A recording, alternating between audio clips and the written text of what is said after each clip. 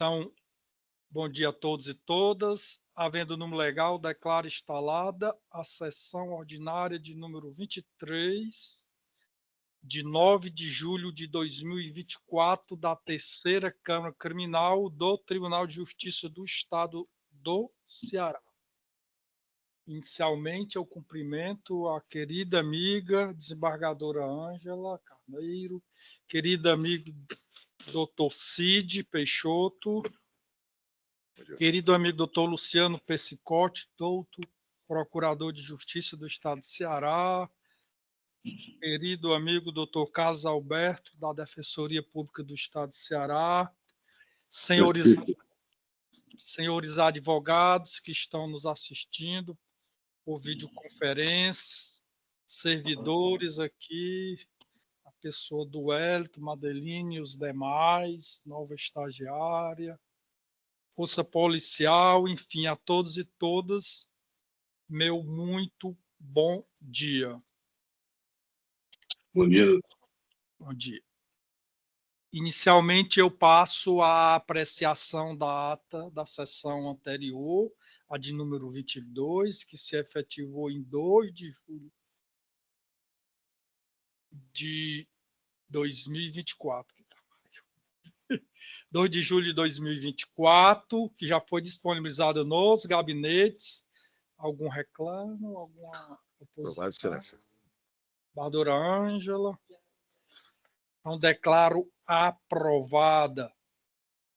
Aqui nós temos um pedido de vista da relatoria da eminente desembargadora Ângela, mas que foi pedido pela eminente desembargadora Marlúcia, que se encontra de férias, que é a apelação 021 04 55 63 2021, que obviamente ficará para quando da volta da eminente desembargadora Marlúcia. Agora vamos proclamar, como sempre o fazemos,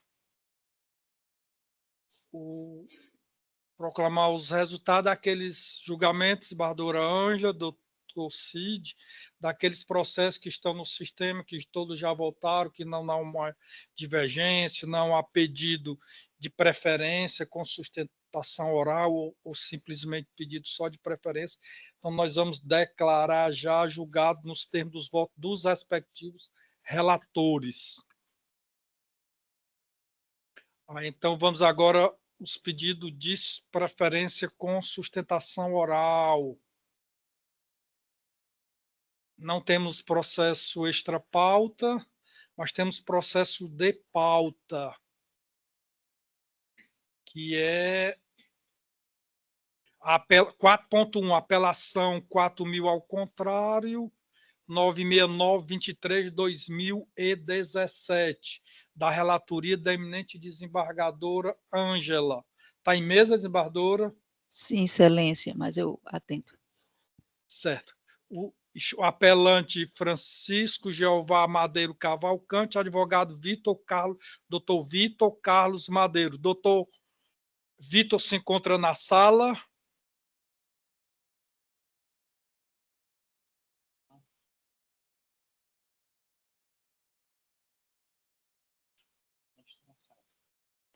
Não se encontra na sala. Então fica prejudicado. Eu já vou proclamar o resultado, desembargadora Ângela, mesmo porque... Certo? Então, como não se encontra na sala, fica prejudicado o pedido de sustentação oral e eu vou proclamar o resultado, colegas. Foi parcialmente conhecido e provido. Perfeito, desembargadora Ângela? Apelação parcialmente conhecida e provida. 4.5, recurso em sentido estrito 00 32832 79 de 79, com marca de origem terceira vara do júri, recorrente VH da SFG, de minha relatoria. Doutor Afonso Roberto Mendes Bellarmino se encontra na sala, doutor? Acho que eu já vi o doutor Afonso. Doutor Afonso? Oi, não, excelente. Presente, sim. Bom dia a todos. Presente. Bom dia, doutor. Perfeito. Doutor, o senhor vê necessidade de se produzir relatório? Não, excelente, sem necessidade. Dispenso. Doutor Luciano? Também não, excelência. Obrigado. Então, eu já concedo a palavra ao doutor advogado, doutor Afonso Roberto, sem antes dizer da satisfação, do prazer de tê-lo aqui conosco. Certamente vai abrilhantar aqui os debates com a palavra Vossa Excelência, explorado o prazo regimental, doutor Afonso. Perfeito, excelente. Muito obrigado. Satisfação do desembargador Henrique Jorge, presidente da Câmara e relator. Em nome de quem abrevio meus cumprimentos aos demais integrantes, aos outros representantes do Ministério Público, à Defensoria Pública, colegas advogados e serventuários que acompanham a sessão. Bem, o presente recurso, excelente, discute acerca de busca a reforma da decisão que decidiu verdadeiramente sobre o incidente de falsidade, dirigido à terceira vara do júri, que discute o documento. Está tendo uma interferência, mas pronto, perfeito. O recurso, então, discute a falsidade acerca do laudo cadavérico nesse tá realmente ruim, mas só tentar. Está me ouvindo tranquilo, doutor? Pronto, é porque estava cortando aqui. Mas vamos lá, agora vai. Bem, inicialmente, excelência, eu faria algumas breves considerações acerca da necessidade de conhecimento desse recurso de distrito, tendo em vista o parecer do Ministério Público oferecido aqui na segunda instância, não obstante o juízo de primeiro grau e a promotora oficiante junto à primeira instância não tenham oferecido nenhuma argumentação nesse sentido. E eu chamaria a atenção para a necessidade de conhecimento do recurso, ressaltando inicialmente que o parecer do Ministério Público considera que não seria passível de conhecimento esse recurso, porque a decisão de quem se busca a reforma não teria decidido sobre o incidente de falsidade. Ela teria decidido pela não instauração do incidente, portanto, não estaria contemplado no rol taxativo do artigo 581. No entanto, excelência, não obstante textualmente a conclusão da decisão recorrida tenha sido pela não instauração do incidente, fica evidente que essa decisão adentra o mérito da falsidade ou não do documento em questão. Inclusive, num primeiro momento, o juiz de primeira instância oficia a PEFOSSE para que a PEFOSSE se manifestasse sobre a falsidade ou não, sobre as considerações que a defesa fez no pedido de instauração do incidente de falsidade, desse laudo cadavérico. E a PEFOSSE se manifestou, em seguida, o Ministério Público também se manifestou, e, por fim, sobreveio a decisão que, textualmente, como disse, decidiu pela não instauração do incidente, mas adentra o mérito, aduzindo que não seria o caso de se reconhecer a falsidade desse documento. No entanto, como pretendo esmiuçar adiante, o documento, sim, apresenta de forma inequívoca um conteúdo inidôneo e divorciado da realidade dos fatos. E aqui eu faço questão de destacar desde já, excelência, que nós não estamos indicando a prática de qualquer conduta delituosa ou dolosa, no sentido dessa falsidade, por qualquer servidor. Mas, na verdade, esse documento apresenta, sim, um conteúdo inidôneo e que não deve ser levado ao conhecimento dos jurados, e sim ter seu conteúdo depurado antes pelo juízo. Né? Também destaca, excelência, que esse pedido seguido desse recurso, desse distrito, não ostenta de forma alguma caráter protelatório em relação ao prosseguimento do feito, que aguarda, no presente momento, apenas a designação da sessão de julgamento. Porque, primeiro, não foi conferido o efeito suspensivo a esse recurso. Segundo, é bem verdade que houve adiamentos, mas esses adiamentos não se deram por conta dessa pendência, digamos assim, discutida nesse recurso. E agora, passando já para o mérito, excelência, da falsidade em si desse documento, que é, na verdade, o laudo cadavérico, que aponta duas coisas, basicamente o momento, o momento da morte dessa vítima e a causa da morte. Certo? Inicialmente, quanto ao momento da morte, a data da morte da vítima, o laudo aponta que a vítima teria falecido no dia 4 de março de 2017, um sábado. No entanto, essa vítima foi vista com vida, isso é indiscutível, em datas posteriores, inclusive no dia 6, que é o dia em que a denúncia aponta como data da morte, dia 6 de março de 2017. É certo que nós reconhecemos que a perícia aponta como data da morte o dia 4 de março como estimativa. No entanto, a margem de erro de mais de 100 horas apontadas que se verifica no caso não se coaduna com a precisão que se espera desse tipo de exame. No caso, a metodologia utilizada pela Perforce seria o exame entomológico, né? O estudo dos insetos, da fauna cadavérica, e a Perforce é reconhecida nacionalmente por sua precisão, por sua expertise nessa metodologia, e não se mostra de forma absolutamente incompatível com a realidade dos fatos, esse momento da morte apontado como sendo o dia 4 de março, um sábado, sendo que largamente demonstrado nos atos, essa vítima, inclusive pela própria denúncia, estava com vida no dia 6, certo? Foi dito também que isso não traria um prejuízo à defesa, porque a própria denúncia já aponta como a data da morte o dia 6. No entanto, isso traz uma eiva ali de uma individualidade mesmo do conteúdo desse laudo, porque, enfim, mostra uma imprecisão realmente que não se coaduna, como eu disse, com o rigor metodológico desse exame entomológico. O segundo ponto, excelências, da falsidade desse documento diz respeito à causa da morte. Foi dito nesse laudo que essa vítima teria falecido, teria tido uma morte real por insuficiência respiratória aguda por envenenamento por tebufos, chumbinho. No entanto, também por esse prisma da causa da morte, o conteúdo do laudo se revela inteiramente divorciado de todo o arcabouço probatório produzido ao longo da persecução penal. Principalmente, e aí um outro ponto que eu chamo a atenção, que é bem verdade também, que esse laudo repousa nos autos desde 2017. Por que só agora a defesa vem pedir a extração desse incidente? Mas, na verdade, não foi por outra razão, senão porque somente em agosto do ano passado, depois de anos que se tentou obter uma resposta completa da Perforce a partir de quesitos que foram formulados por ocasião da fase 422, somente em agosto do ano passado, esses quesitos foram completamente respondidos, e tão logo eles foram respondidos, nós comunicamos nos autos que, a partir daquele momento, elaboraríamos esse pedido de instauração de incidente. Portanto, somente a partir do segundo semestre do ano passado é que nós tivemos condição de formular esse pedido de instauração de incidente de falsidade com base nos quesitos respondidos pela Perforce.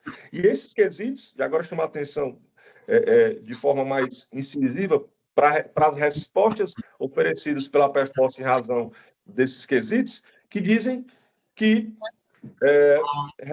revelam, na verdade, uma inexistência de sinais clínicos que indicariam a causa da morte como envenenamento.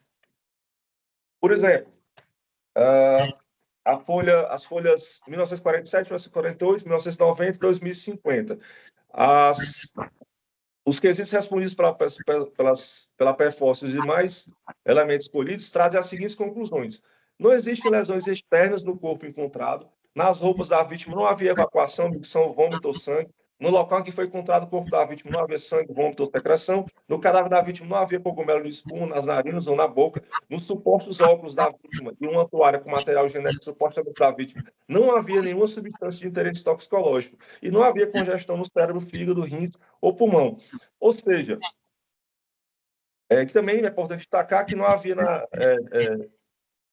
na necrópsia, né, essa presença dessa congestão no cérebro e que também não consta no laudo cadavérico. Portanto, excelências, considerando que a única coisa que indica que a causa da morte teria sido esse envenenamento, foi só a conclusão e nenhum achado clínico. Tudo isso informado pela própria Perforce, não é uma conclusão da defesa. Nada mais indica que essa vítima morreu por envenenamento. Portanto, esse eixo em relação à causa da morte, somado ao aspecto da data da morte, tudo isso indica que esse laudo foi produzido de forma absolutamente divorciada da realidade dos fatos e, portanto, merece sim ter seu conteúdo reconhecido como inidôneo e falso, ideologicamente, não obstante, não se, como disse, se esteja indicando a prática dolosa por nenhum servidor, mas essa falsidade se evidencia de tal forma que é muito temerário e é inadequado que essa falsidade seja levada ao conhecimento dos jurados por ocasião da sessão de julgamento. Portanto, excelência, já concluindo, por todas essas razões, é que a defesa, que a parte recorrente pleiteia o conhecimento do recurso e o seu provimento para fim de reconhecimento dessa falsidade, reconhecimento da nulidade decorrente dessa falsidade, da falsidade dessa prova. Agradeço a atenção de todos e renovo o meu bom dia a todos. Obrigado, doutor Afonso. Concedo a palavra ao doutor procurador, doutor Luciano Pescotti. Obrigado, excelência. Bom dia a todos. Já dei o bom dia. A questão do que a defesa está argumentando é falsidade de documento público. Né? Isso aí, esse documento público que está arguindo foi em época de inquérito policial.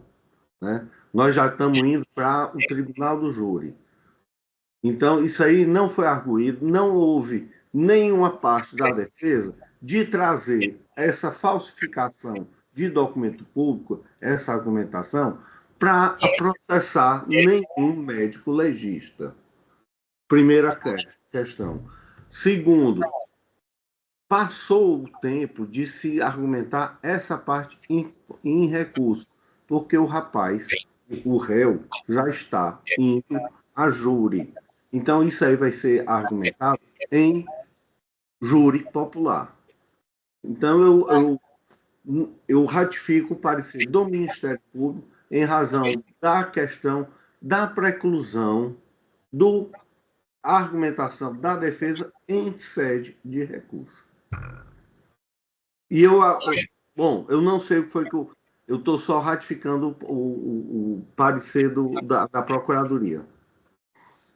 Obrigado, doutor Luciano. Parabenizo pela sustentação oral, bem como o doutor Afonso. Mas eu serei bem sucinto aqui, pedindo vênia aos eminentes colegas, já que o voto foi disponibilizado. A matéria é simples, o voto é no sentido não conhecimento. Traz o artigo 581, 18 do Código de Processo Penal, que caberá recurso sem distrito de despacho, sentença que decidiu o incidente, não prevendo o recurso de decisão que nega de plano a instauração do incidente, mas somente da que resolve o mérito. Ainda traz o artigo 400, parágrafo 1º do CPP, que pode o juiz indeferir as provas consideradas irrelevantes, impertinentes ou protelatórias, evitando assim tumultuação e atrasos processuais. Logo, a decisão que indefere a instauração do incidente não está dentro das hipóteses contempladas no referido diploma já mencionado, nem mesmo por analogia, motivo pelo qual o não conhecimento do presente recurso é medida de rigor, devendo a defesa suscitar sua resignação caso persista em preliminar de eventual recurso apelatório. Recurso não conhecido, eminente desembargadora Ângela. Muito obrigado, senhor presidente. Parabenizando a sustentação oral do doutor Afonso Bellarmino e do representante do Ministério Público, doutor Luciano Pescotti. Nada a acrescentar, a alterar no seu judicioso e bem fundamentado voto, razão pela qual o acompanho e confirmo o voto provisório. Obrigado, desembargadora Ângela. Desembargador Cid. Acompanho integralmente o vosso voto, presidente. Obrigado. Manifestação unânime. Prazer, doutor Afonso. Prazer renovar, excelência. Muito bom dia a todos. Bom dia. dando prosseguimento 4.44, apelação 0201, 106, 81, 2022, com marca de origem São Benedito, o apelante Francisco Assis Gomes, advogado doutor Luiz Felipe Rodrigues, apelado do Ministério Público, da relatoria da eminente desembargadora Ângela. Está em mesa, desembargadora? Sim, excelência. Como? 020 11 06 81. Doutor Luiz se encontra na sala? Sim, excelência.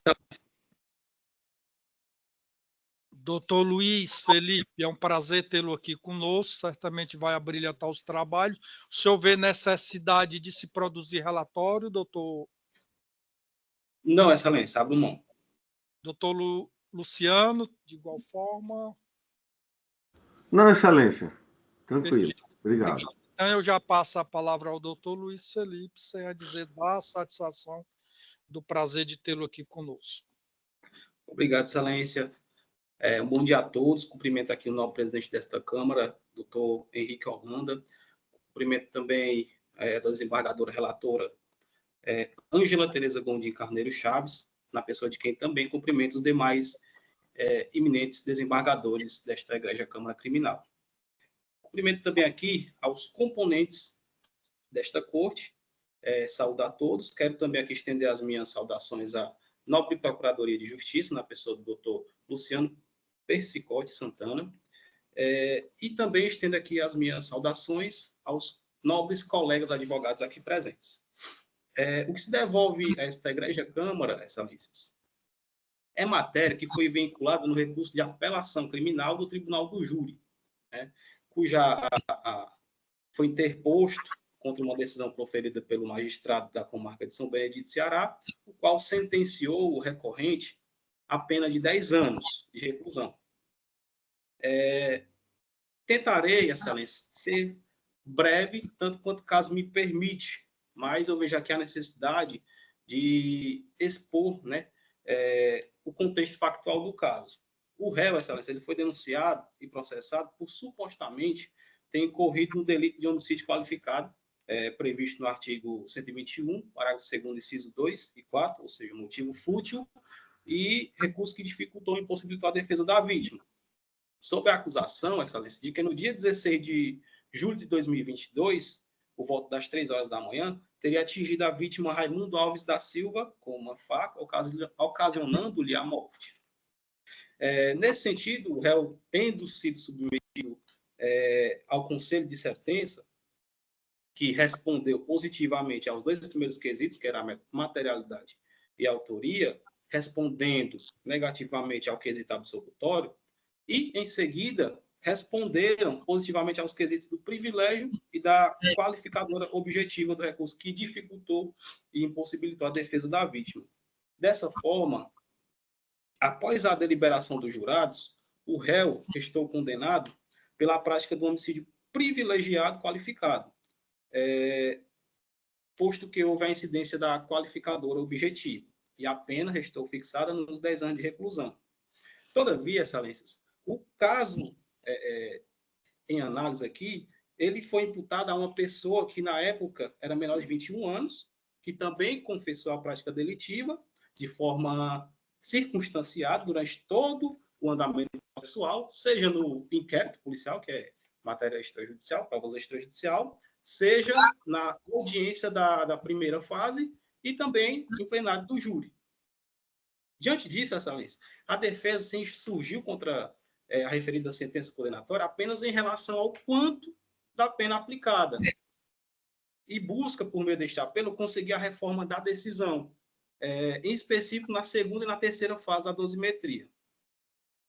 Como bem pontuado, excelências, o caso aqui, ele decorre de requerer o reconhecimento tanto da atenuante da tenridade, que na época do fato, o réu era menor de 21 anos, como também o reconhecimento da confissão espontânea do réu. São 2 atenuantes que, infelizmente, o magistrado da comarca ACO foi impossibilitado de de certa forma, aplicar, tendo reconhecido, mas foi impossibilitado de aplicar, em razão da súmula 231 do STJ. Nesse sentido, Excelência, no humilde entendimento desta defesa, o impedimento da redução da pena abaixo do mínimo legal, ela constitui uma ilegalidade ao ordenamento jurídico, em especial às garantias e aos direitos fundamentais do réu. Observem, nobres julgadores, que o artigo 5º, inciso 39 da Constituição Federal e o artigo 1º do Código Penal brasileiro, eles consagram e evidenciam o princípio da legalidade estrita, o qual é definido como limitação também do poder de punir do Estado. E como se não fosse o bastante, Excelência, também a Constituição Federal ainda prevê a individualização da pena, no artigo 5º, inciso 46, de forma que o respectivo princípio também assegura que a pena seja analisada e seja aplicada de forma individual, respeitando-se a proporcionalidade da aplicação da sanção penal. Diante disso, cabe ressaltar também, Excelência, que o comando normativo do artigo 65 do Código Penal, ele assevera de forma literária do texto legal que as atenuantes sempre serão aplicadas. Desse modo, Excelência, não é constitucional que a súmula possa suplantar, possa fazer com que essas atenuantes não sejam aplicadas para conduzir a pena ao mínimo abaixo do mínimo legal. Nesse entendimento, além de a súmula ferir o texto constitucional e desrespeitar a lei federal, Excelências, acaba também por afastar do magistrado a possibilidade de aplicar a respectiva pena. Indo mais adiante, Excelências, o ministro Rogério Schietti Cruz, relator dos recursos especiais 257.181 de Sergipe, 252.085 de Tocantins e 18.69.764 de Mato Grosso do Sul, já manifestou voto favorável à aplicação da pena abaixo do mínimo legal.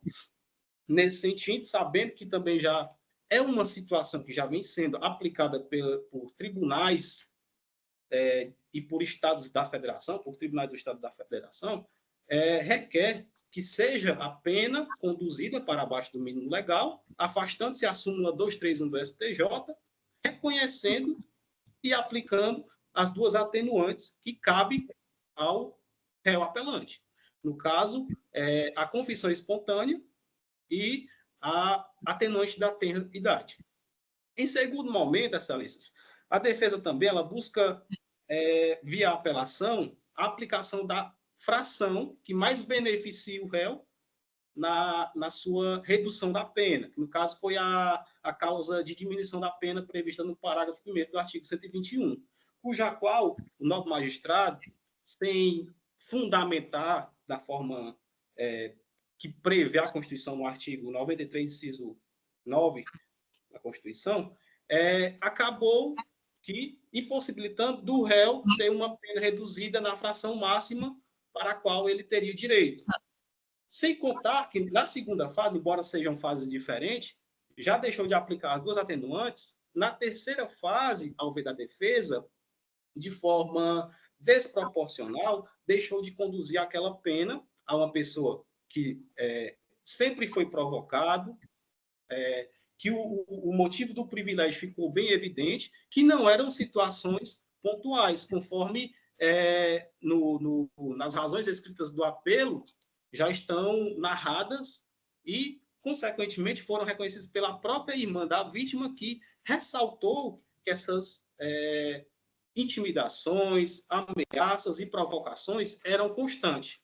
Nesse sentido, Excelências, diante de tudo que foi colocado à disposição, tanto na apelação escrita, quanto nesta apelação sustentada, nessas razões sustentadas, requer, Excelências, que seja conhecido e que seja provido o recurso de apelação e, sendo reconhecido os apelos aqui que ora são sustentados, requer também, Excelência, que seja observado o regime de cumprimento de pena do ora apelante, tendo em vista que, acatado aqui os pleitos submetidos à apelação, a pena do réu condicionará um cumprimento no regime mais benéfico a ele. nesse sentido, encerro aqui as minhas sustentações, mas não faço sem antes agradecer aqui pela oportunidade de sustentar a esse egrégio colegiado cearense e requer aqui nestes termos que seja conhecido e provido o recurso de apelação. Obrigado. Obrigado, doutor. Concedo a palavra ao doutor procurador, doutor Luciano. Prazer estar aqui com vocês, doutor Luiz Felipe. A sua sustentação oral foi muito boa.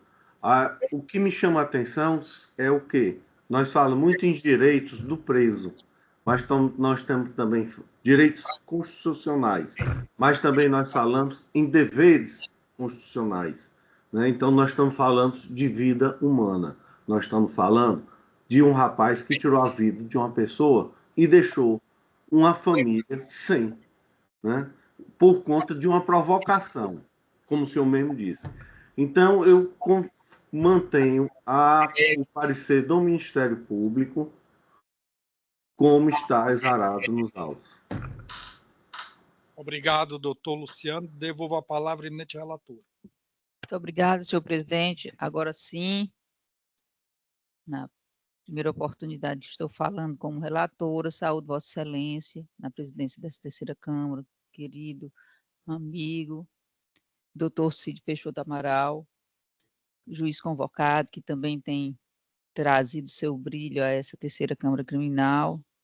Saúdo o representante do Ministério Público, doutor Luciano Pescotti Santana, forte abraço. Representante da Defensoria Pública, doutor Carlos Alberto Mendonça. E cumprimento o doutor Luiz Felipe Rodrigues de Lima por sua sustentação oral. Saudando também a terceira Câmara na pessoa do doutor Wellington, seu secretário, Força Policial presente, e advogados que nos assistem em videoconferência. Peço vênia para ler apenas a verbetação da ementa, assegurando ao doutor Luiz que, tão logo a sessão seja concluída, eu disponibilizarei o voto devidamente assinado. Penal e processo penal, temos uma apelação e o crime é um homicídio privilegiado qualificado, o recurso é exclusivo da defesa e o questionamento é só quanto à dosimetria, conforme sustentado aqui oralmente. Na segunda fase, a defesa pede a aplicação das atenuantes da confissão espontânea e da menoridade relativa abaixo do mínimo legal. Pleito de afastamento da súmula número 231 do STJ. Digo impossibilidade, entendimento pacificado, inexistência de distinguish, a regra não foi ultrapassada, não estamos diante de um overruling, né? Terceira fase, pleito de aumento da fração de redução em seu máximo patamar, também impossível, fundamentação idônea, quanto de diminuição baseada na existência de manifesta desproporcionalidade entre a provocação da vítima e a reação do réu, que se utilizou de modo cruel, vítima parcialmente decapitada, e eu vi as fotos, desembargador Henrique, com golpes de facão. Recurso conhecido e desprovido, pena mantida é como voto. Obrigado, desembargadora. Ângela, como voto do doutor Cid?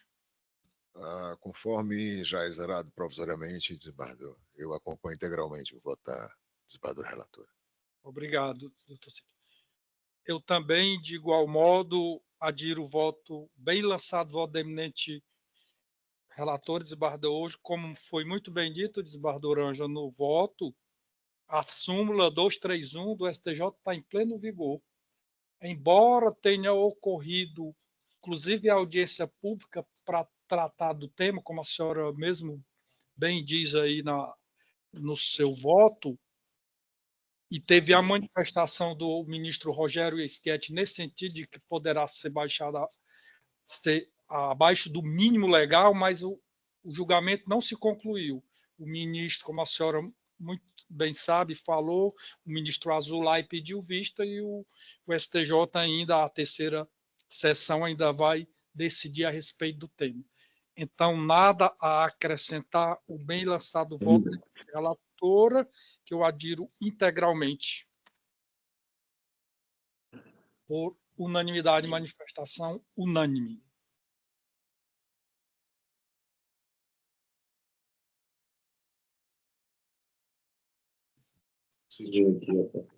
Obrigado, doutor. Obrigado, bom trabalho a todos e um bom dia. 4.47. 4.47. Apelação 0200 212 50. Repetindo, 0200 212 50 dist 50 2022. Apelante Luiz Fernando Lima Leite, advogado Francisco Tadeu Oliveira Costa, apelante Adalto França Júnior, advogado doutor Daniele Rodrigues, apelante Luiz Carlos da Silva, Defensoria Pública, advogado doutor Lucas Teófilo, apelante Rômulo Vitor Rosa, apelante Valdinei Pereira, advogado Alisson Arley, doutor Alisson, doutor José Anderson, apelante Maria Helena Vieira Soares, advogado doutor Felipe Pinheiro Marcel, advogado doutor José Ferreira Abreu, da relatoria da eminente desembargadora Ângela. Está em mesa, desembargadora? Sim, excelência. O que se escreveu para produzir sustentação oral? Advogado doutor Luiz Carlos Teófilo. Luiz Teófilo Lima Cruz Farias. Lucas Teófilo Lima Cruz Farias Cavalcante. Saiu, até que enfim. Ele é advogado do apelante Luiz Carlos. Por isso que eu estava lendo Luiz Carlos. O doutor se encontra na sala.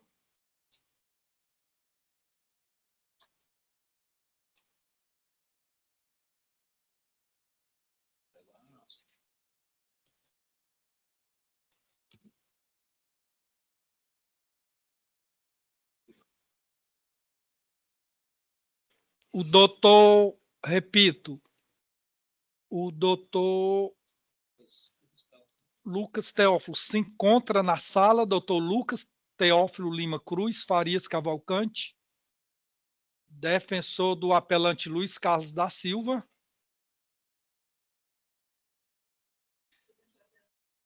Perfeito. Então, com a bela sugestão aqui da desembargadora Ângela, vamos passar para a próxima, podemos retornar na segunda chamada, né, desembargador? 4.53, apelação 00-503-56-98-2020. Hoje quem foi escolhido foi a desembargadora Ângela, né? Também é apelante Sônia Fortaleza Pinheiro, advogado doutor Luiz Ricardo Moraes Costa. Apelado Marcelo Fleidson Guerra Vieira, da relatoria da eminente desembargadora Ângela. Quem se inscreveu? Doutor Luiz Ricardo. Doutor Luiz Ricardo se encontra na sala? Presente, excelência. Está em mesa, né, desembargadora? Perfeito. Doutor Luiz Ricardo, podemos passar já a palavra ao senhor ou o senhor vê necessidade de produzir relatório? Eu dispenso, excelência. Perfeito, obrigado. Doutor Luciano também? Tranquilo. Beleza, obrigado. Então, eu já passo a palavra ao doutor advogado, doutor Luiz Ricardo Moraes Costa. Sem dizer da satisfação, do prazer de tê-lo aqui conosco. Certamente vai abrilhantar os trabalhos, doutor Luiz Ricardo. Com a palavra, Vossa Excelência, explorado o prazo regimental. Obrigado, excelência. Inicio aqui essa sustentação, cumprimentando Vossa Excelência, desembargador Henrique Jorge Holanda Silveira, que tão bem conduz esta colenda terceira Câmara Criminal deste Egrégio Tribunal de Justiça, estendendo-se os cumprimentos à desembargadora Ângela Tereza Godin, que é a relatora do apelo entablado, bem como estendo igualmente os cumprimentos ao desembargador Cid Peixoto do Amaral Neto, que atua como vogal no presente julgamento, assim como o procurador de Justiça, que também representa o Ministério Público em segunda instância, defensor público, servidores de um modo geral, a força policial, colegas advogados aqui presentes, sintam-se todos cumprimentados. Excelências, aqui trata-se de um apelo que se insurge contra uma absolução sumária de um querelado. O contexto fato é o seguinte: em um pronunciamento na Câmara Municipal de Várzea Alegre, o querelado, qual é parlamentar, vereador, ele, em um discurso feito da tribuna da Câmara, a qual era transmitido em tempo real para todo mundo através dos canais e redes sociais do Poder Legislativo local, afirmou que a querelante, uma senhora de reputação ilibada, mãe de 2 filhos, que na época e ainda hoje é primeira-dama do município, que ela recebia propina da empresa que fornecia merenda escolar em Várzea Alegre no importe de 20%. Pois bem, imputando uma conduta claramente criminosa à querelante, sem, no entanto, indicar qualquer elemento mínimo, né, que lastreasse a sua grave acusação contra uma pessoa que, repito, querida no município, que não exercia, não exerce, nunca exerceu nenhum cargo público na municipalidade, e contra a qual também nunca foi, não é, nunca foi e nem é investigada por qualquer órgão, até porque não tem, não teria razão, porque não ocupa nenhum cargo público. E o escopo, né, abjeto do querelado era tão somente desestabilizar emocionalmente o seu algoz político, né, que é o prefeito da época, que é o mesmo de hoje. E, para tanto, ele busca atacar a honra de sua esposa, a hora querelante, no objetivo de indiretamente atingir o seu algoz político. Pois bem, excelência, esta queixa ela foi proposta. Inicialmente, ela foi recebida. Após ser recebida, o querelado ele foi citado. Após ser citado, o querelado apresentou a sua resposta. Em sua resposta, o querelado limitou-se a dizer que tinha agido sob o escudo, sob a proteção da imunidade parlamentar, posto que estava no exercício da vereança. Logo em seguida, ao apreciar a resposta, o magistrado ele não ratificou o recebimento da queixa, mas sim absolveu sumariamente o querelado por entender que o mesmo teria agido sob esta escusa constitucional da imunidade parlamentar. E aqui é onde gravita a insurgência recursal, excelência. Destaque-se que, após a apresentação da resposta, foi aberto vista ao Ministério Público, e o Ministério Público de primeiro grau apresentou parecer na condição de fiscal, no intuito de que houvesse a instrução probatória para ouvir testemunhas, para interrogatório do querelado e, eventualmente, após o término, ser possibilitado a realização de diligências.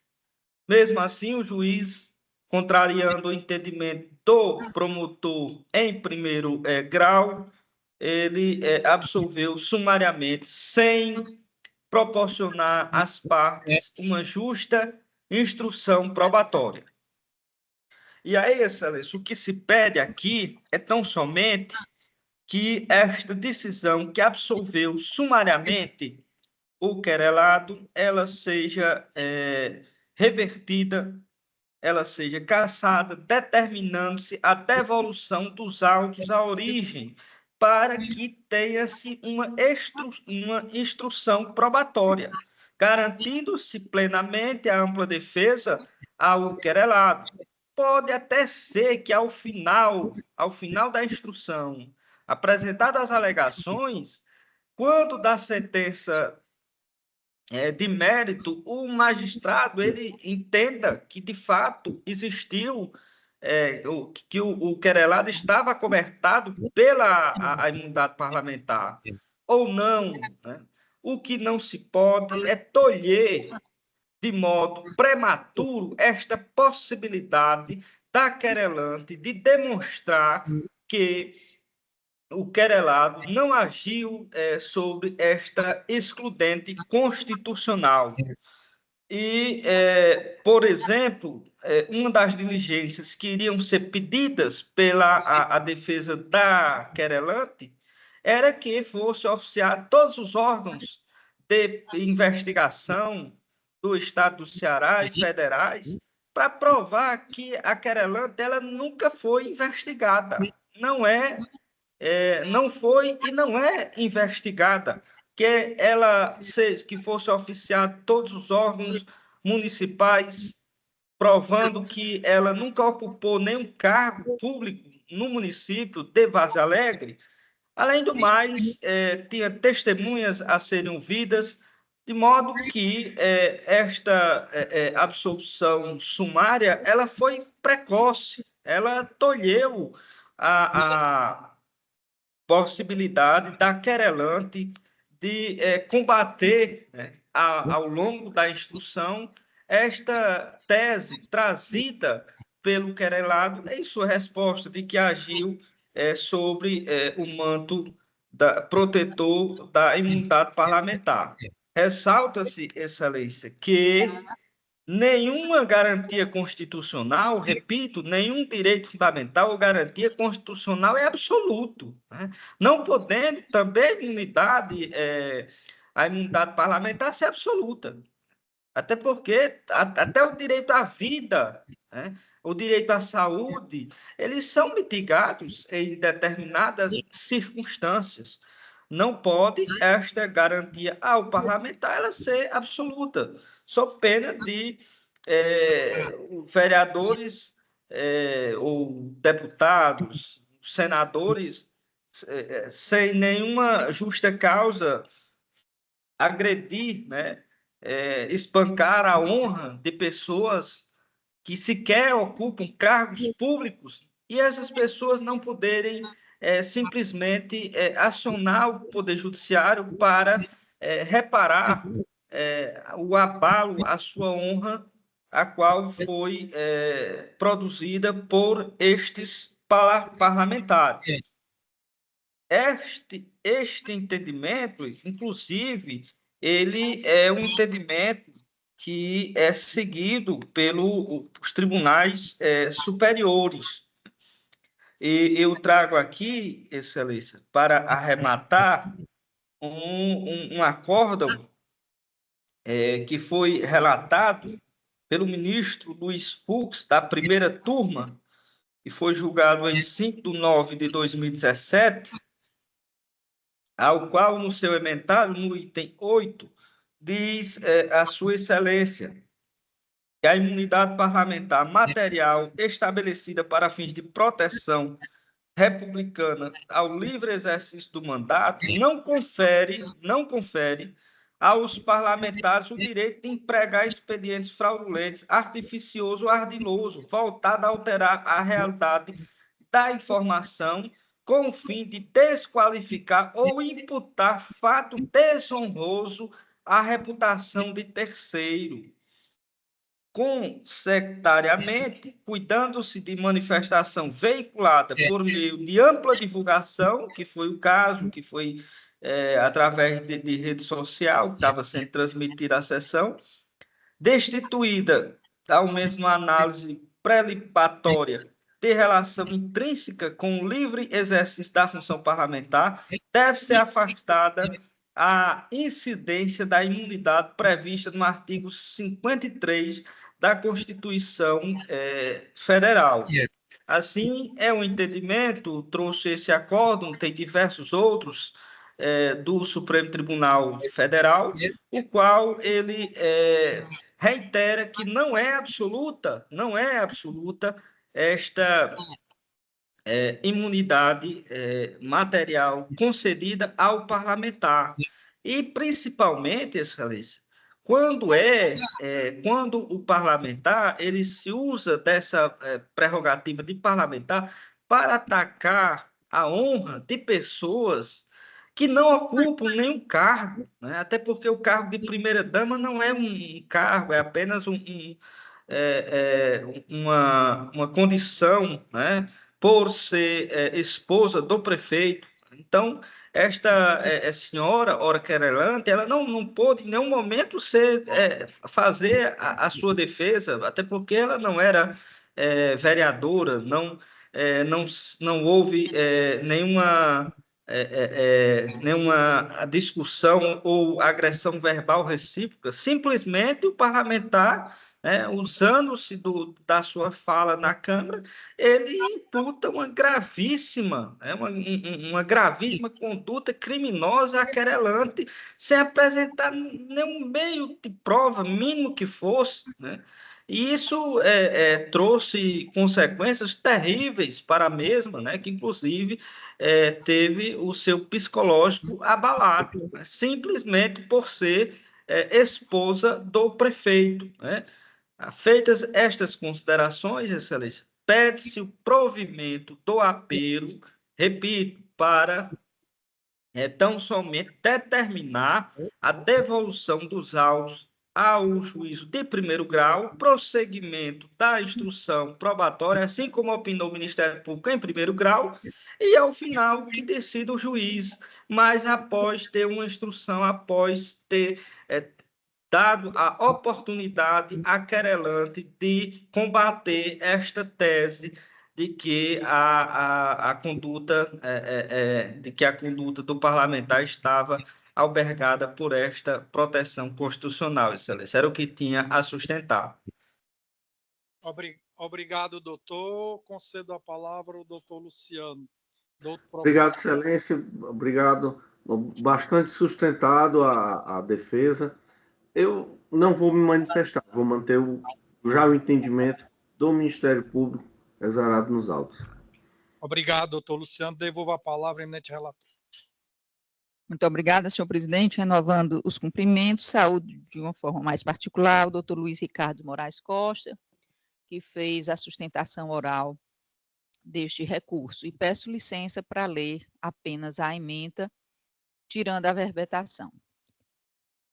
No caso em tela, a querelante entende que as acusações caluniosas praticadas pelo querelado não guardam nenhuma relação com a atividade da vereança, seja pelo fato de a querelante não exercer nenhum cargo público na municipalidade, tampouco sua empresa ter prestado quaisquer serviços em Várzea Alegre, seja pelos clarividentes excessos praticados pelo querelado, quando afirmou em um discurso inflamado que a querelante, abro aspas, recebe propina de 20% da empresa que fornece merenda escolar em Várzea Alegre. 2. O artigo 29, inciso 8º da Constituição Federal garante aos vereadores a inviolabilidade de suas opiniões, palavras e votos no exercício do mandato e na circunscrição do município. Como bem salientado pelo magistrado sentenciante, o Supremo Tribunal Federal, através do tema 469, pontifica que, abro aspas, nos limites da circunscrição do município e havendo pertinência com o exercício do mandato, os vereadores são imunes judicialmente por suas palavras, opiniões e votos, o que, de fato, ocorreu no caso em análise. A fiscalização do destino da verba pública se insere no rol das atribuições da vereança, tendo sido as referidas declarações proferidas durante uma sessão ordinária na Câmara Municipal de Várzea Alegre, oportunidade em que o edil apontou que as irregularidades estariam sendo objeto de investigação pelas autoridades competentes. Assim, A fundamentação apresentada na sentença atacada é idônea, pois a absolvição do querelado foi baseada no fato de este encontrar-se amparado por imunidade constitucional, recurso conhecido e desprovido é como voto. Obrigado, desembargadora Ângela. Como voto, doutor Cid? Eminente presidente, a desembargadora Ângela, como sempre, muito pontual e com muito acerto e com muito zelo, agiu quando pontua, inclusive, o tema 469 do Supremo Tribunal Federal, onde o edil agiu dentro dos seus limites e, inclusive, no ambiente da própria Câmara dos Vereadores. Se não fosse assim, era melhor não existir mais a função da vereança, né? Portanto, eu concordo plenamente, ratifico o posicionamento da nobre desembargadora, ratifico o posicionamento da votação. Obrigado, doutor Cid. Nada a acrescentar ao voto da desembargadora Ângela. Realmente, a súmula 469 diz que, nos limites da circunscrição do município, havendo pertinência com o exercício do mandato, garante-se a imunidade ao vereador. E também o entendimento jurisprudencial, como disse a desembargadora Ângela em seu voto, com as achegas do doutor Cid, confirma que, estando em plenário, o vereador tem imunidade, desembargadora. Então, nada a acrescentar, adiro integralmente ao voto. Manifestação unânime da Terceira Câmara Criminal do Tribunal de Justiça. Obrigado, doutor Luiz Ricardo. Está em Vaza Alegre, doutor Luiz? Em Vaza Alegre, excelência. Obrigado pela atenção e bom trabalho a todos. Bom trabalho, doutor. Prazer. Tudo de bom. É.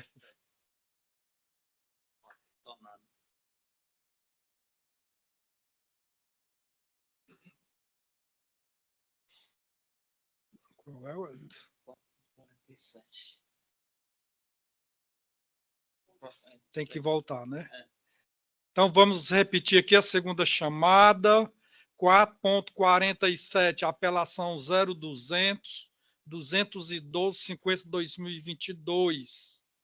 Apelante Luiz Carlos da Silva, Defensoria Pública, e advogado que se inscreveu para produzir a tentação oral, Dr. Lucas Teófilo Lima Cruz Farias Cavalcante.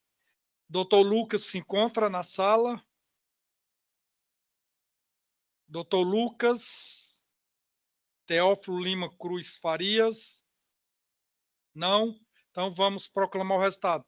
Desembargadora Ângela, doutor Cid. Recursos conhecidos e desprovidos para os apelantes Luiz Fernando Lima Leite, Adalto de França Júnior, Rômulo Vitor Rosa e Valdinei Pereira Pinheiro. E parcialmente provido para os apelantes Luiz Carlos da Silva e de Maria Helena Vieira Soares. Confere, desembargador? Então, manifestação unânime. Então, terminou a parte referente aos pedidos de preferência com sustentação oral. Vamos aos destaques. 4.50, apelação 029-56-79, diz 32, da relatoria da eminente desembargadora Ângela. Retirado de pauta, desembargadora? Excelência, o senhor pode... Posso. 4.50, apelação 029-56-79-32. Ah, sim. Retirado de pauta? Sim, excelência, confirmo. Perfeito. Apelante Lucas da Silva Rodrigues e Natanael Souza Ribeiro. 4.56, recurso sentido distrito 00-505-2979, da recorrente Antônio Gerson Matos da Silva, advogado Dr. Cláudio Pacheco, da relatoria do Dr. Cid Peixoto do Amaral Neto. Vai ser adiado? Perfeito. Processo pendente de julgamento 3.9 HC 062 7954 de minha relatoria. Falta o voto da desembargadora Ângela, né? Pronto. Desembargadora Ângela, como vota? Me manifestei aqui no chat, né? Perfeito. E a divergência é no sentido de não acatar a ilicitude da prova, pois as réis estariam acompanhadas de advogada na polícia, onde nada disseram sobre a suposta violação. Perfeito. Eu também já respondi, mantenho o meu voto. O doutor Cid mantém o voto. Por maioria de votos. Por maioria de votos, conceder a ordem de ofício se a recomendação nos termos do relator. No caso, qual é esse? Não, desembargador, não é aquele. Então, desculpa, qual é? Você fez o comentário. Da apelação. Esse é um HC. 62.954, não tem. Perdão, Que excelência. tirou a monitoração eletrônica. Isso. Eu também me manifestei aqui porque eu verifiquei que, na origem, o magistrado fez a reavaliação, juiz da segunda vara do júri, e prorrogou o prazo de monitoramento, né? Inclusive, esse processo, se a memória não me trai, ele era de minha relatoria e, num determinado momento, passou para Vossa Excelência por conta de um voto vencido meu. E esse rapaz, o apelante, ou melhor, o paciente, ele já está com cautelares e o magistrado prorrogou por mais 12 meses. Então, eu acho que... Perfeito. Então, por maioria,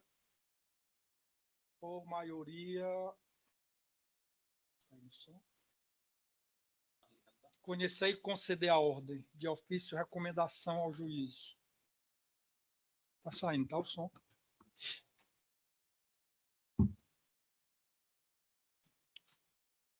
(3.31) HC 062 93 92 54. Meu de novo. Desembargador Cid, É. o senhor que não votou. Eu adiro integralmente o voto do eminente relator. É porque eu não voto só pela... Ele reconhece o excesso, mas... Exato. Perfeito.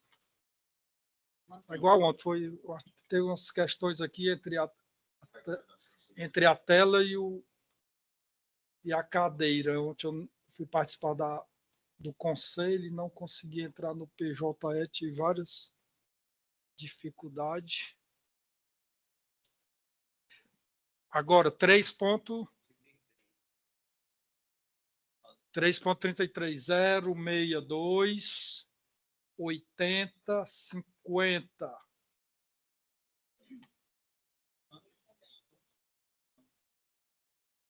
Isso aqui foi só uma observação da celeridade. Eu adiro integralmente o voto.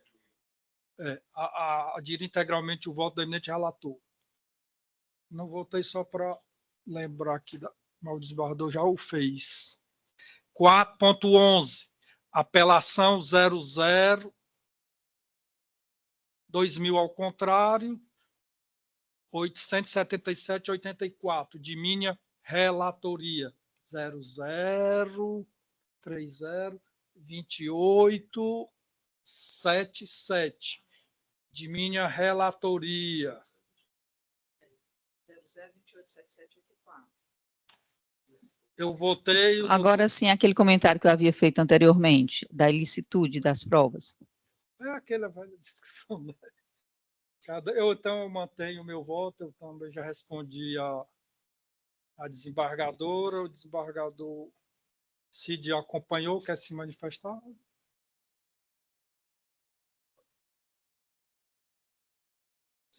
(000) Pela ilicitude, porque as vezes estavam acompanhadas 28, de advogado na 2877 polícia e nada falaram.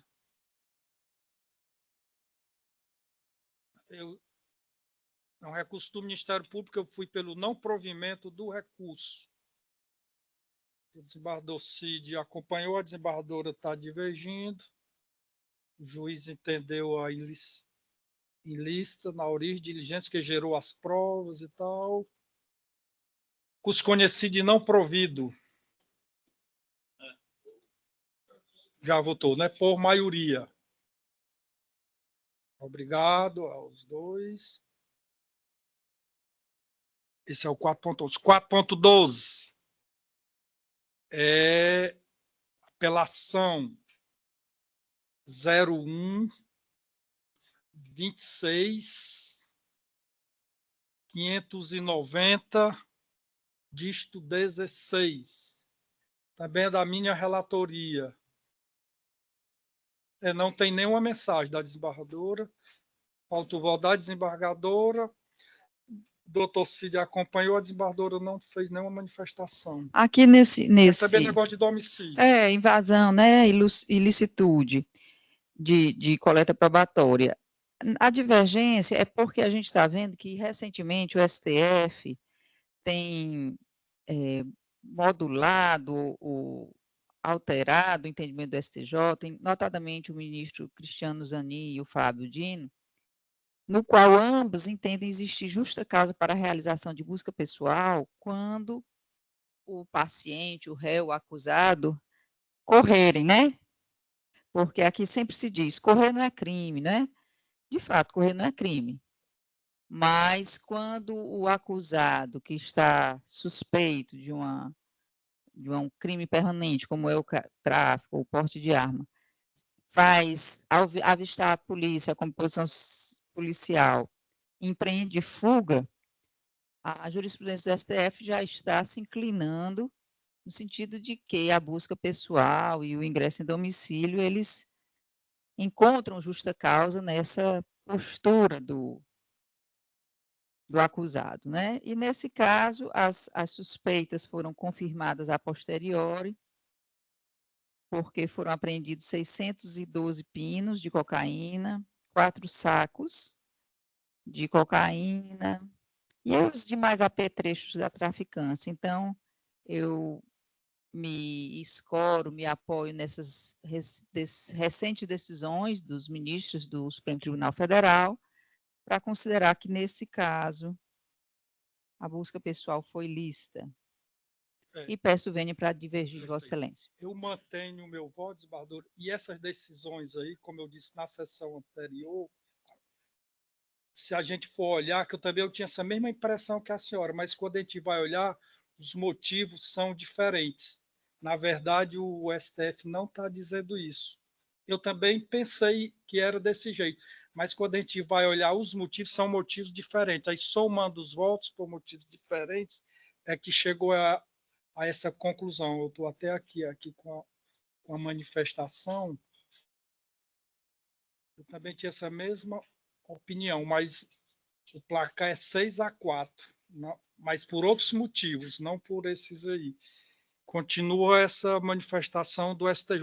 Obviamente, um dia eles vão ainda pacificar e eu mantenho o meu voto. Doutor Cid. Eu queria manter também, só acrescentar, até assim, de maneira muito superficial, até que eu sou novo aqui na matéria plena, onde Vossa Excelência tem esse conhecimento, mas é uma matéria bem delicada, e eu tive cuidado assim de ver um pouco. Eu acrescentaria só um dado, assim, até que se forme uma postura mais consolidada, eu trabalharia com a hipótese de adotar uma postura em favor de em prol da dúvida, trabalharia em relação à recorrente, tá entendendo? Aqui é o posicionamento aqui, doutor Cid, tanto da desembargadora Marlúcia, meu, sempre foi nesse sentido. A desembargadora Andréia é mais ou menos, alguns casos pontuais, a desembargadora Rosilene também seguia esse mesmo nosso entendimento, e a divergência aqui é mais com a desembargadora Ângela. Olha que eu, como pessoa, sou extremamente radical, mas aqui eu estou como magistrado, Mas aqui o nosso entendimento é 100% que resolve em favor até que se consolidar. Consolidar, exatamente. Permite até o desembargador. Não, perfeito. Aqui a divergência é com a desembargadora Ângela. A gente só constrói entendimentos no debate, sabe, doutor Cid? Enriquece muito, aqui a gente aprende. Eu sempre aprendo com o questionamento da desembargadora Ângela. Posicionamento adotado na votação. Perfeito. Por maioria. É o 4 pontos? É o 9016? Qual é? Agora eu me perdi. 9016, né? 4.17.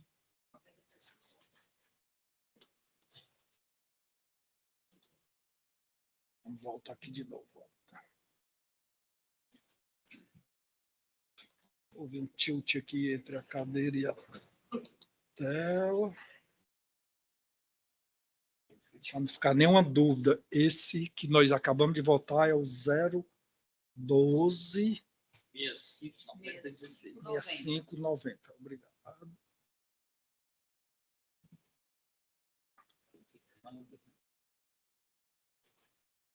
Os conhecidos provido por maioria. Perfeito. Para não ter nenhuma dúvida, depois não temos que olhar as gravações. Não é isso, Madalena?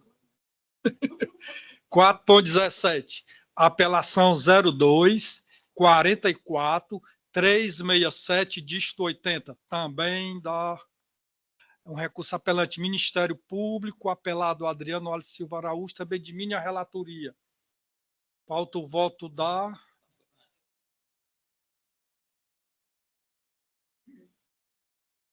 Não tem nenhuma observação, desembargador. 0244 367 80. Todos que a senhora se manifestou também falei, mas não tem nenhuma observação. Mas falta o voto de Vossa Excelência. 02. É um recurso do Ministério Público.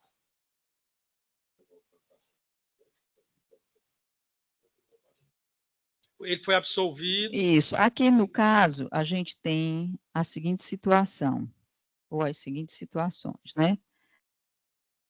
Os réus fizeram um assalto de uma vítima chamada Melissa, utilizando uma moto que havia sido roubada anteriormente e estava com uma adulteração com fita isolante. O réu Rafael confessou que comprou a moto na feira. Já o garupeiro, né, Adriano, confessou o roubo, mas confessou o roubo à vítima Melissa, mas disse que não sabia que a moto era roubada. A adulteração desse caso era grosseira e não se tem prova que o Adriano tenha participação na adulteração, já que ele tinha ido de carona com o Rafael para a praia e no caminho cometeram um assalto. O Rafael confessa o roubo e diz que não viu que a placa estava adulterada. Em conclusão, realmente não há provas de que Adriano, o garupeiro, tenha concorrido para a receptação. Mas em relação ao Rafael, como ele confessa que comprou a moto na feira da Parangaba, e como a falsificação é grosseira, a condenação dele pelo 311 é possível, a da adulteração de veículo automotor. Então, na realidade, a sugestão aqui e a divergência é no sentido de considerar que o apelante Rafael Diniz da Silva Santos tenha realmente praticado o crime de adulteração da placa do veículo automotor, no caso, a motocicleta, que foi inclusive usada nos assaltos. Obrigado, desembargador. Eu mantenho o meu voto, desembargador, como a senhora me disse, possível. Então, se condenar alguém por a gente achar, é difícil. Conforme eu digo que, todavia, fim da instrução criminal, não se logrou comprovar a maioria a autoria do crime de adulteração. O policial ouvido em juízo como testemunha não atestou certeza de que os acusados efetivamente tenham praticado a adulteração do sinal identificador da motocicleta assim imputado, pouco informando acerca da circunstância em que ocorreu a adulteração, tal, aí eu vou. Pode até ter sido, pode, mas para a gente condenar, para mim condenar alguém, eu tenho que ter, desembargadora, certeza absoluta. Absoluta. Então, eu não posso condenar alguém por eu achar. Então, eu entendo que a decisão deve ser mantida e eu mantenho a decisão de primeiro grau por esse fundamento do indúbio pro réu. Doutor Cid já votou, quer se manifestar, doutor Cid? Apenas no sentido de dizer que mantenham e acompanham a desembargadora relatora. Perfeito. E só para concluir, a votação já está encerrada, só para também concluir que aqui nós temos decidido que para adulteração, para tipificação desse delito, a gente não precisa ver o réu fazendo a adulteração, né? O fato de ele já estar circulando com a placa adulterada e ser uma falsificação grosseira não o exime do crime. Nós já temos decidido várias vezes aqui na terceira Câmara nesse sentido, só essa lembrança. Perfeito.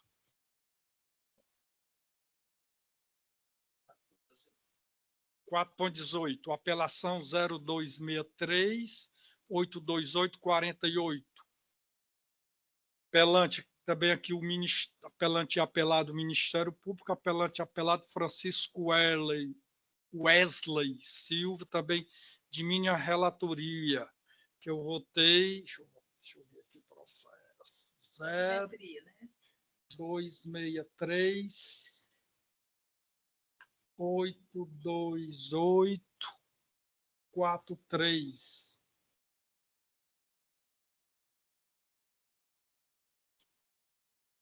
Aqui a desembargadora fez um comentário, eu já respondi, eu mantenho o voto, expliquei aí o motivo. Quer se manifestar, desembargadora?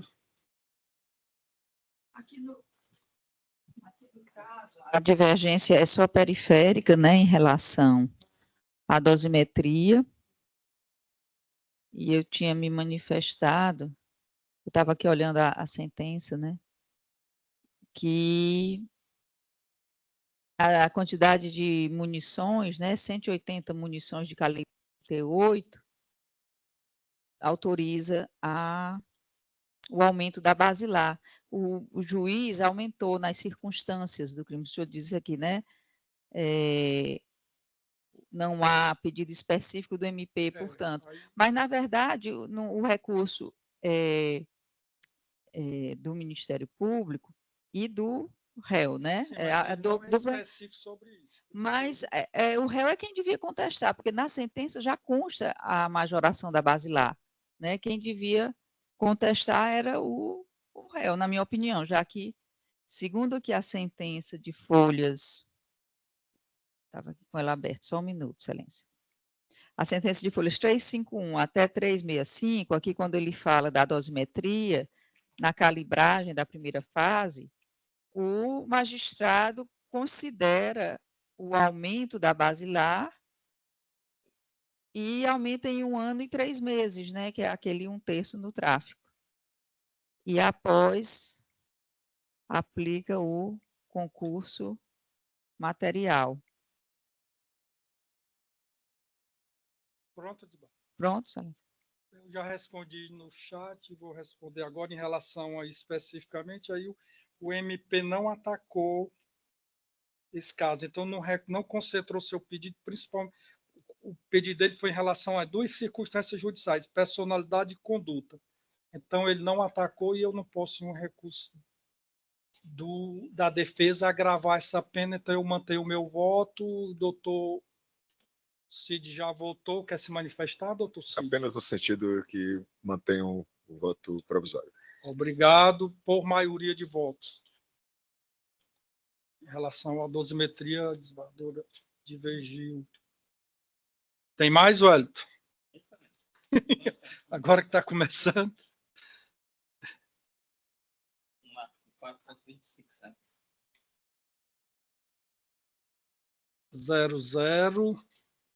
4.25, apelação 00-370-30. 30. Também de... Eu fui escolhido.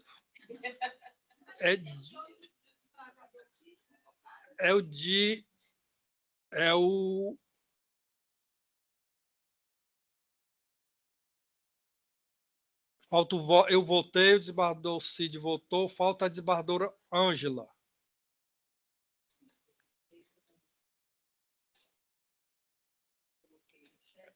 Reconhecimento fotográfico, Código de Processo Penal, prova inválida, ausência de outras provas judicializadas que corroborem a tese acusatória, aplicação do princípio em duplo pro réu nos modos que prescreve o artigo 386.7 do CPP. Eu acompanho Vossa Excelência. Obrigado. Doutor desembargador Cid já se manifestou. Quer se manifestar? Perfeito. Manifestação unânime.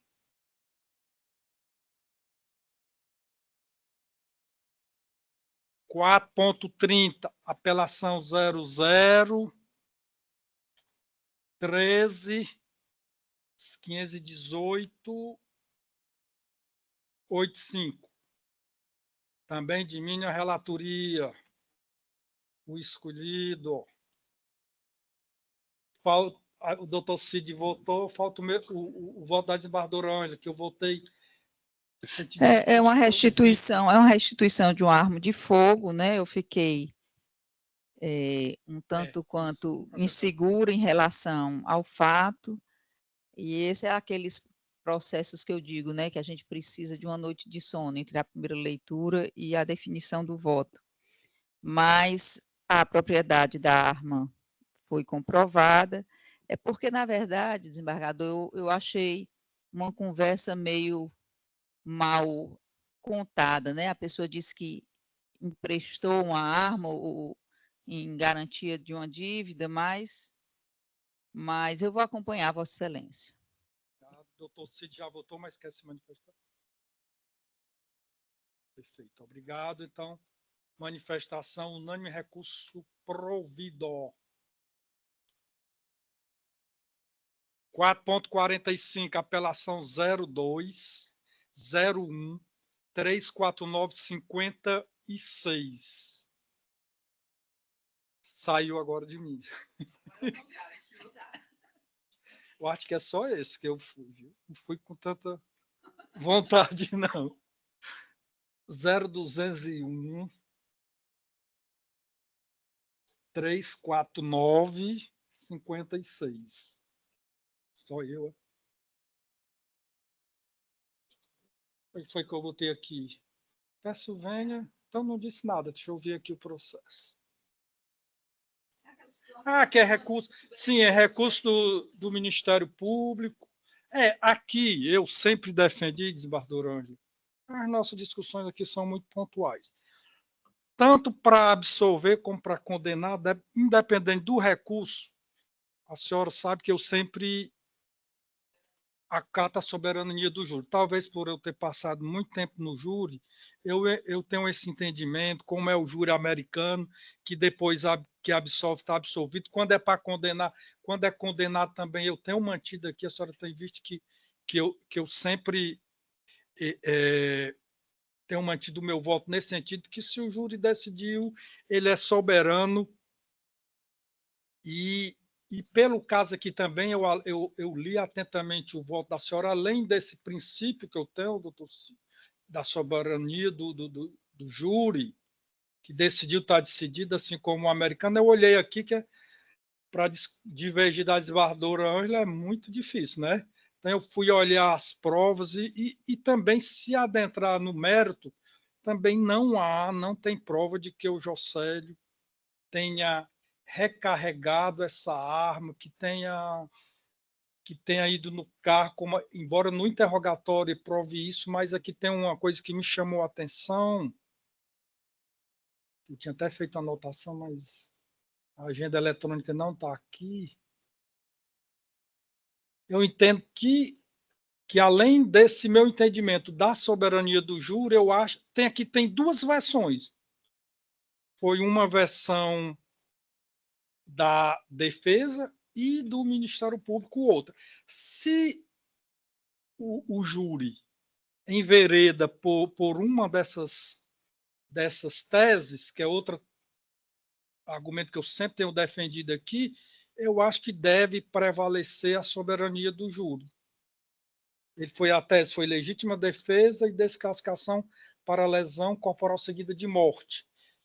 Foi tese da defesa. Então, se o jurado, o entendimento jurisprudencial consolidado do STJ, aqui do tribunal também, que se o júri opta por uma tese dessas, se não é uma coisa assim absurda, deve-se prevalecer a decisão do jurado.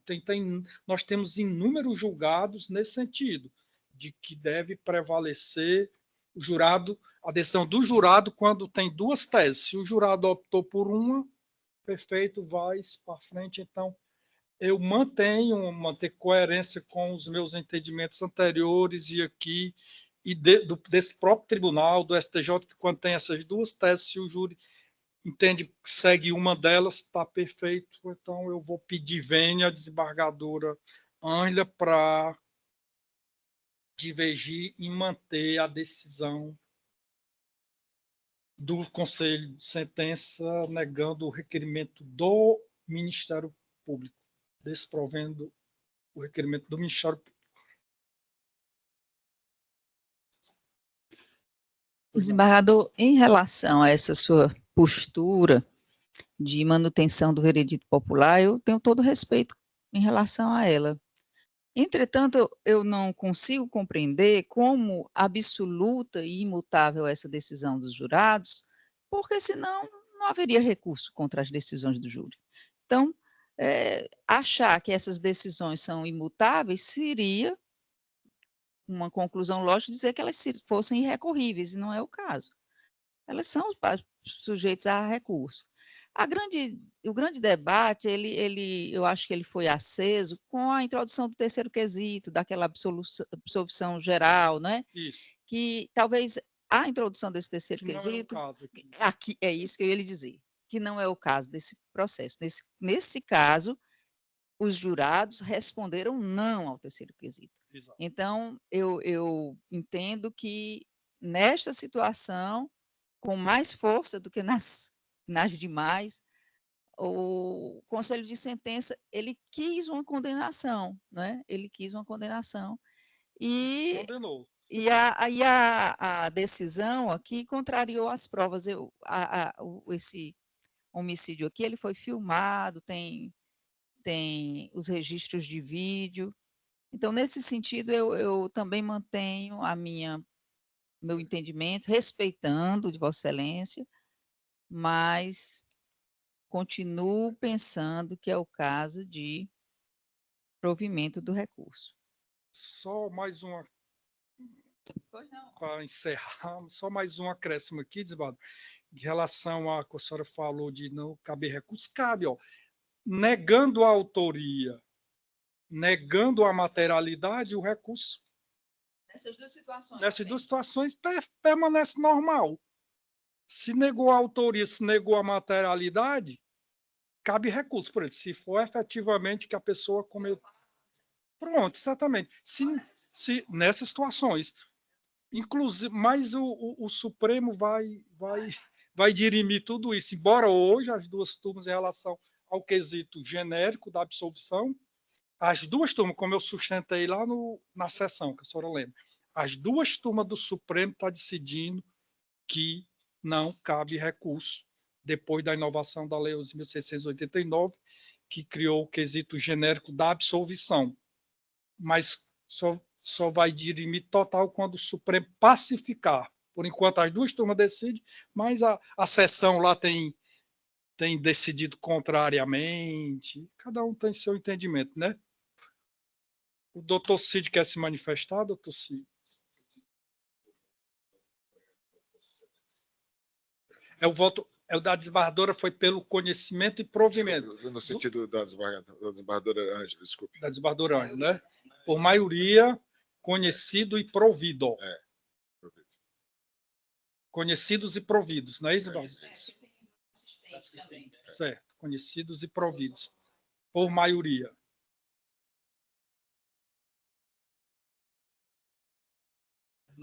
E ó, só contestei um dela e ela foi desproporcional. Foram 43 processos. No sentido de submeter. É só brincadeira para descontrair aqui. Algum colega quer se manifestar? Desembargador, não sei se seria o caso de a gente enviar votos de parabéns ao novo indicado do Ministério Público, doutor Lucídio. Perfeito, desembargador. Desembargador, doutor Cid. Manifestação unânime. Ele é da sua turma? É do concurso, sim. 93? Perfeito. Mais algo a tratar? Não havendo mais nada a tratar, declaro encerrada a presente sessão, agradecendo a presença de todos e findando o prazo da presidência. Na próxima, Vossa Excelência não estará? Não. Então, agradecer a presença de